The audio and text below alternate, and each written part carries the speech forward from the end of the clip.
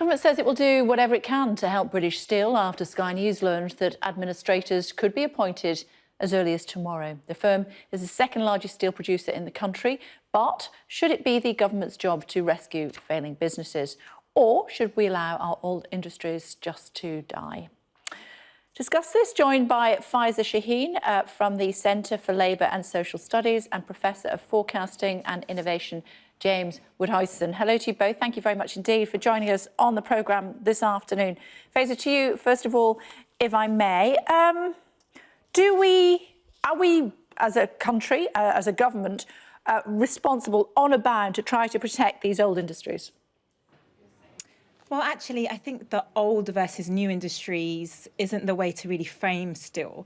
Steel is strategic to our economy. It has been in the past and it will be in the future. And if you look at why the steel industry is in the mess that it's in, it's a combination of years of neglect from government, like leaving it to the market when we should have made some strategic investments. It's fragmented now because of the way it was privatised.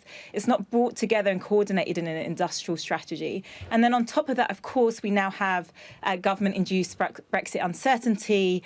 We have China-US trade wars, etc., which are making it even harder for the industry. So this isn't about letting old industries die. This is an important sector, not just in terms of jobs, but in terms of how we're going to green the economy, the new type of industrial rebalancing we want to have in the economy. So it's absolutely right that at this time, that government steps in and protects this strategic industry. James, what do you think? Well, I don't think you can call it strategic if we're continuing to import iron and coal to the degree that we are to support the steel industry. That doesn't suggest it's very strategic. They're strategic too. I don't think that helps. I do think we need to preserve what's good about the steel industry, which is high speed and special steels.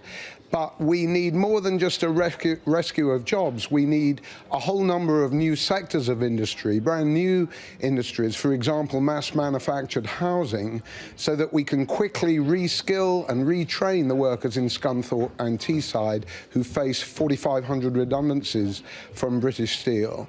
I think just to featherbed the old, to introduce more protectionist measures like the EU already has against China, I don't think that's a way forward. A simple rescue with a cash injection, such as Jeremy Corbyn is proposing, leaves open the question of what technologies, what new sectors we're going to retrain workers around, and what prospect we have to build a whole new British economy in the 2020s. Faiza? Look, steel is foundational to those new types of industry. I agree that we need to have new industries. We need to grow our green manufacturing base. But when you look at what's required there, even in building new public transport, new railway links, etc., steel can be part of that. If you look at electric cars, we need lighter metals because of the way in which electric cars require a heavy battery, for instance. Those are things that we can plan for now, and we can bring the steel industry along with that. So it's not to say this is either or. We need both, and steel does require that investment at this point. I mean, if you look at other countries with similar levels of economic growth and prosperity, you can see that they have much bigger steel industries because you rely on that as a foundation to other sectors. So, James, we shouldn't be intimidated by the United States, Germany, China and the like. We should still continue to produce our own steel. No, I don't agree. I mean, there's no good anybody being intimidated.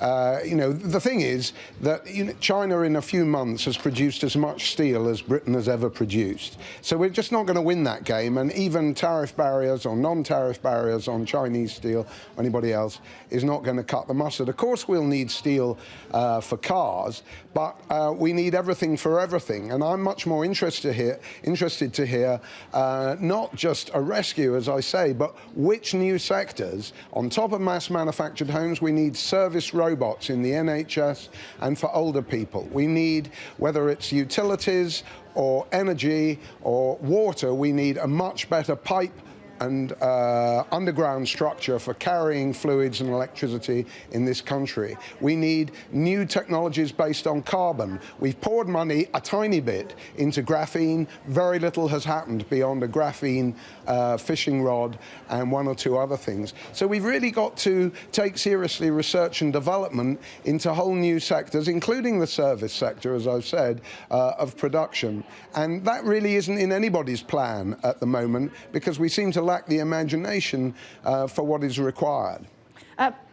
Faiza, let's move on to who owns British Steel, if I may. I mean, Greybull Capital, they bought Monarch and it collapsed. They bought Comet and that went out of business as well. I mean, it would be wrong to say that they are a firm looking for a kill, and they would say they were helping companies through choppy waters. But is it a company that has a burning desire to save some of our best-known brands that perhaps others might want to instead?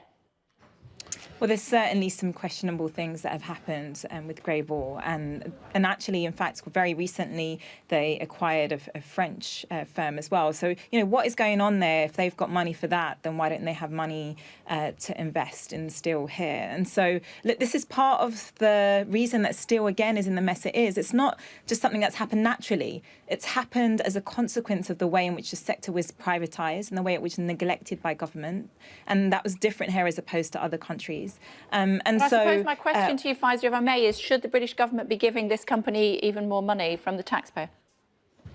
Look, I think the government should be thinking seriously about renationalising, because ultimately, if we're thinking about strategic industrial strategy going forward, if we're thinking about doing some of what was just spoken about there in terms of building new manufacturing base, greening and the rest of it, then we need to have a much more joined up response. And it's no good saying we can just let go of steel, because ultimately we're just going to end up importing it anyway. And part of the reason that steel is expensive here is things like energy costs. Again, we do have something we can do on that. OK, so what do you think, James, renationalising the steel industry?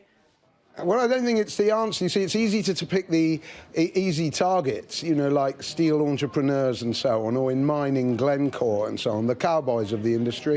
Of course, they exist, but what the government's policy, what it calls an industrial strategy for the past 40 years, really, has been, is featherbedding sort of Joe Blow companies that really aren't very productive, nor very profitable, don't represent the future.